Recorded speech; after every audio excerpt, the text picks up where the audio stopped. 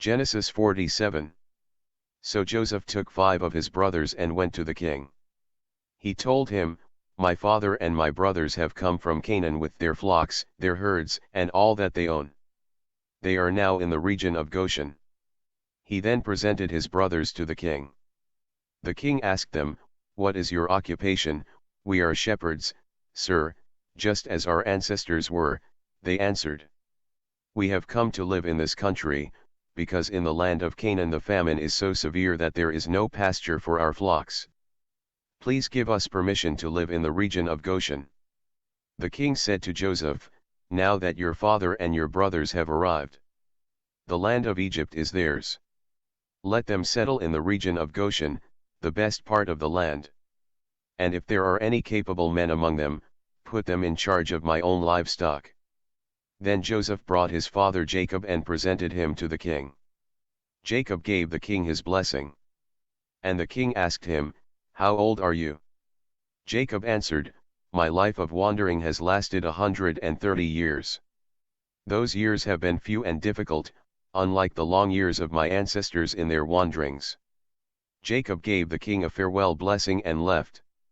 Then Joseph settled his father and his brothers in Egypt, giving them property in the best of the land near the city of Ramses, as the king had commanded. Joseph provided food for his father, his brothers, and all the rest of his father's family, including the very youngest.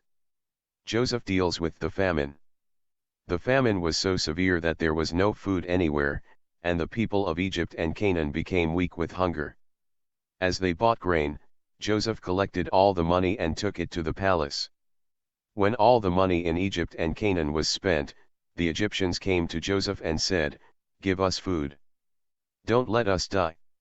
Do something. Our money is all gone." Joseph answered, "Bring your livestock, I will give you food in exchange for it if your money is all gone." So they brought their livestock to Joseph, and he gave them food in exchange for their horses, sheep, goats, cattle, and donkeys. That year he supplied them with food in exchange for all their livestock. The following year they came to him and said, "We will not hide the fact from you, sir, that our money is all gone and our livestock belongs to you. There is nothing left to give you except our bodies and our lands. Don't let us die. Do something. Don't let our fields be deserted. Buy us and our land in exchange for food. We will be the king's slaves, and he will own our land.